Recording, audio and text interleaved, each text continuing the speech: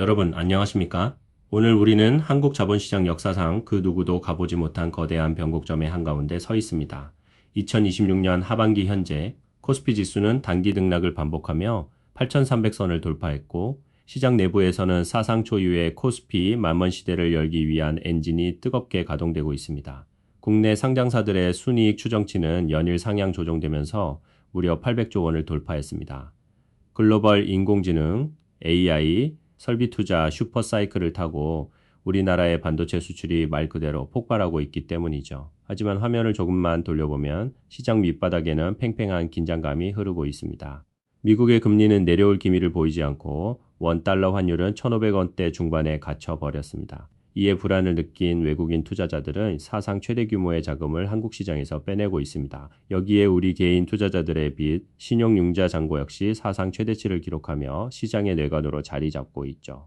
오늘 이 영상에서는 2026년 하반기에 한국 증시의 앞날을 결정지을 금리와 환율의 향방, 역대급 수급 공방의 진실, 그리고 여러분이 반드시 포트폴리오에 담아야 할 주도 섹터와 뼈를 깎는 구조조정을 겪고 있는 코스닥 시장의 생존 로드맵까지 아주 심층적으로 파헤쳐 보겠습니다. 15분 후 여러분은 남은 하반기 투자의 완벽한 나침반을 얻게 되실 겁니다. 끝까지 집중해 주십시오. 하반기 증시를 이해하기 위해 우리가 가장 먼저 짚어야 하는 거대한 벽은 바로 글로벌 통화정책의 불확실성입니다. 많은 투자자들이 이제 금리가 내리겠지라고 기대하셨겠지만 상황은 정반대로 흘러가고 있습니다.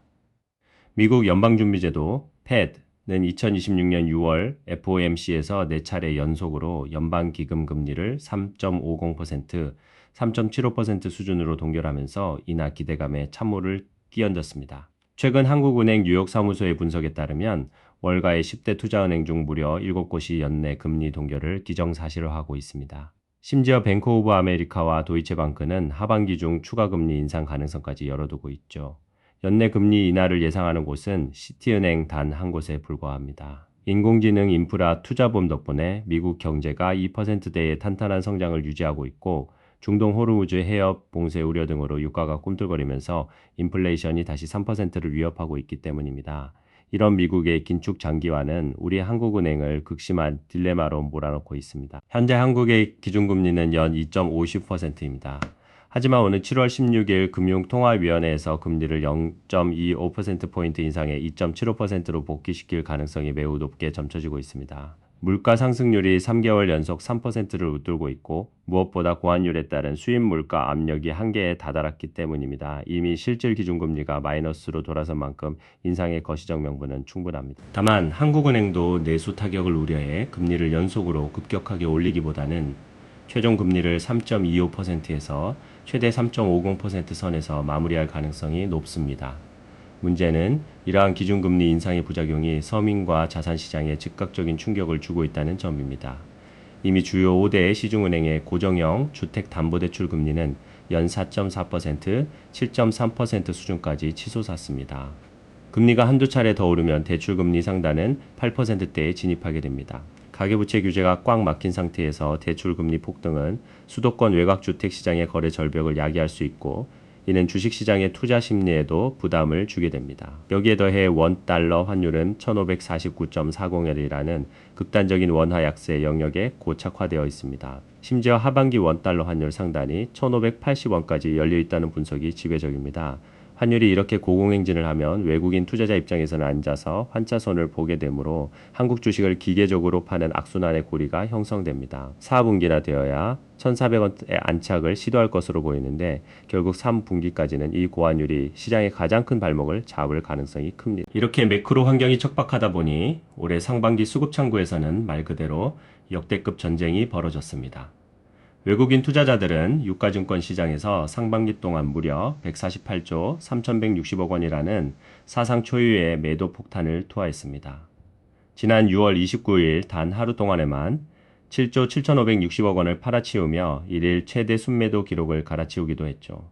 많은 언론에서는 이를 두고 한국 증시 위기론을 제기하지만 실상을 들여다보면 조금 다릅니다. 이는 한국 증시에 대한 비관론이라기보다는 글로벌 포트폴리오의 기계적 리밸런싱 성격이 강합니다. 상반기에 코스피 지수가 워낙 급등하다 보니 글로벌 펀드들이 포트폴리오 내 한국 주식 비중을 조절하기 위해 원래 정해진 비중만큼 기계적으로 차익 실현 매물을 던진 것입니다. 실제로 6월 외국인 순매도 상위 종목을 보면 삼성전자가 20조 7천억 원, SK하이닉스가 19조 7천억 원으로 반도체 대형주에 쏠려 있습니다. 놀랍게도 이런 대규모 매도에도 불구하고 코스피 내 외국인 지분율은 연초 35%대에서 오히려 40%대로 높아졌습니다. 보유 주식의 가치가 더 크게 불어났기 때문이죠. 이 뜻은 무엇이냐? 하반기에도 외국인이 기계적으로 쏟아낼 수 있는 잠재적 매도 물량, 즉 오버행 부담이 여전히 상당하다는 의미입니다. 결국 환율 안정과 주저환원율 재고가 확인되기 전까지는 외국인의 극적인 러브콜을 기대하긴 쉽지 않습니다. 이 외국인의 거대한 공백을 온몸으로 받아낸 구원투수가 바로 우리 개인 투자자들입니다. 개인들은 상반기에만 무려 99조 1740억 원을 순매수하며 지수를 방어하고 끌어올렸습니다. 하지만 여기에 무서운 함정이 숨어 있습니다. 개인 매수세의 상당 부분이 증권사에서 빚을 내어 산 신용거래융자라는 점입니다. 6월 말 기준 코스피 신용융자 잔고는 29조 4253억 원으로 역대 최고치입니다. 만약 하반기에 예상치 못한 환율 급등이나 미국의 추가 금리 인상 같은 매크로 충격으로 지수가 단기 급락하게 된다면 담보 비율을 못 맞춘 계좌들에서 하루아침에 반대 매매 물량이 쏟아지게 됩니다.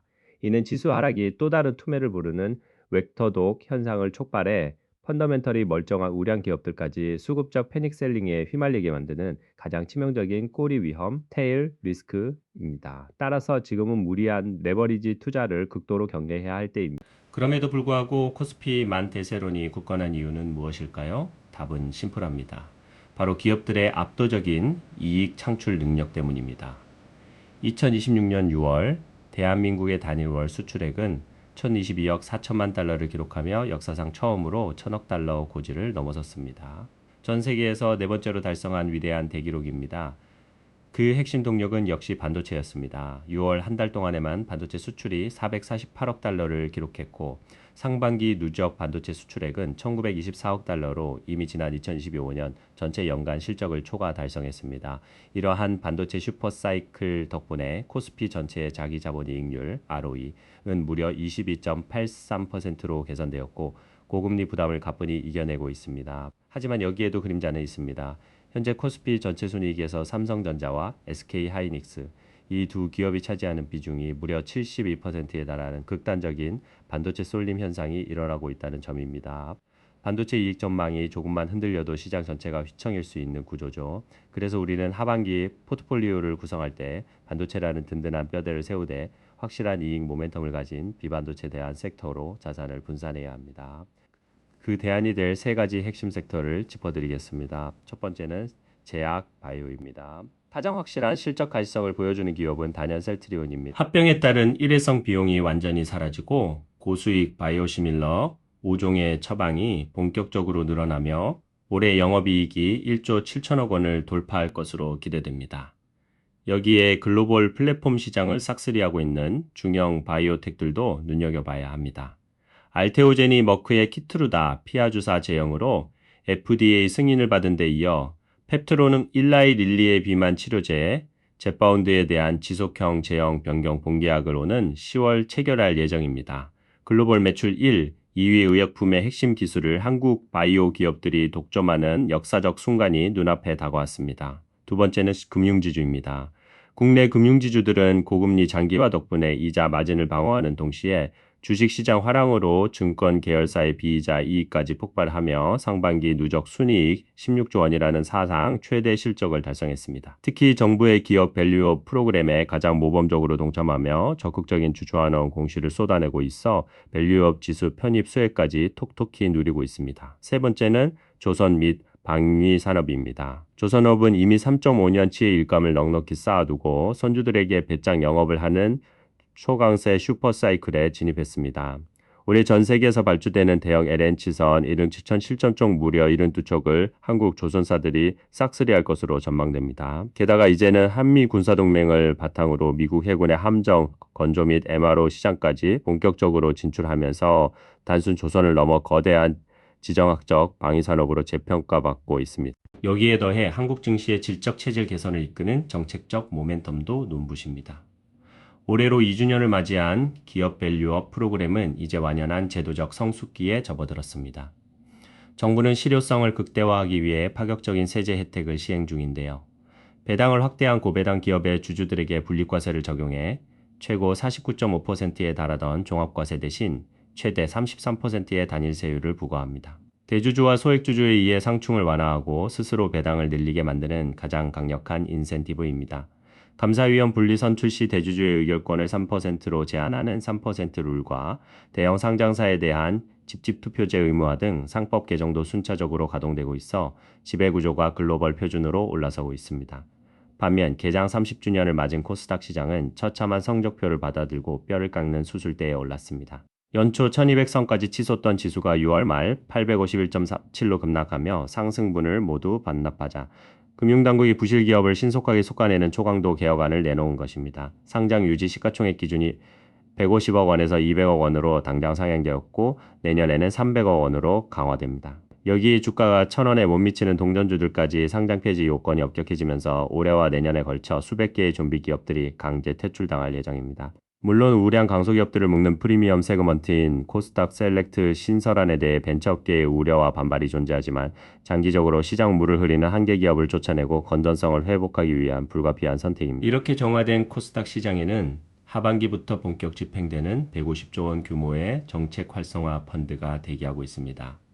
우주, 에너지, AI, 딥테크 등 미래 핵심 산업의 건전한 대장주들은 이 거대한 정책 자금 수혜를 직접적으로 입게 될 것입니다.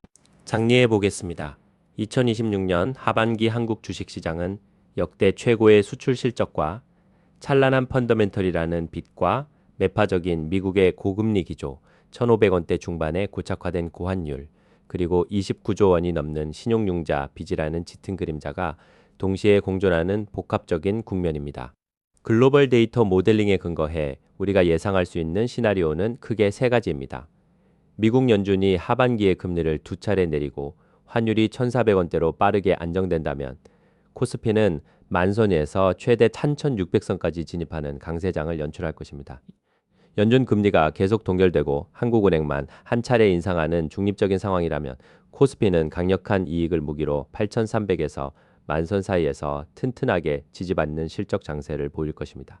마지막 최악의 시나리오는 환율이 1,580원을 뚫고 올라가며 외국인의 탈출이 가속화되고 29조 원 규모의 개인 신용융자가 반대 매매로 무너지며 7,600선까지 급락하는 발작 장세입니다. 중요한 점은 중립 시나리오에서조차 코스피의 하단은 기업들의 탄탄한 실적 덕분에 견고하게 지지되고 있다는 사실입니다. 따라서 하락하더라도 손실률은 11% 안팎으로 방어될 확률이 높습니다. 그렇다면 우리는 어떤 전략을 취해야 할까요? 하반기 투자의 핵심 키워드는 바로 자산의 압축과 선별입니다. 막연한 대세 상승을 기대하고 아무 종목이나 담는 전면적 확산 전략은 실패할 가능성이 큽니다. 인공지능의 핵심인 반도체 대형주로 단단한 뼈대를 세우시되 주당 순이익, EPS, 이익 꾸준히 올라가면서 동시에 장부가치 대비 저평가된 밸류업 금융지주, 블록버스터 신약 발표를 앞둔 대형 바이오주, 그리고 독보적 일감을 쌓아둔 조선 및 방산 대장주로 자산을 철저하게 압축하십시오. 그리고 절대 빚내서 투자하지 마시고 현금 비중을 일정 유지하시는 것 잊지 마시기 바랍니다. 역사적 변곡점은 언제나 준비된 투자자에게 인생의 가장 큰 기회를 선물해 주었습니다. 오늘 분석해드린 팩트와 수치들을 여러분의 투자 나침반으로 삼아 흔들림 없는 하반기 투자를 이어가시길 바랍니다. 오늘 대본과 정보가 도움이 되셨다면 구독과 좋아요, 알림 설정까지 부탁드립니다. 저희는 다음 시간에 더 정교하고 돈이 되는 분석으로 찾아뵙겠습니다. 시청해 주셔서 감사합니다.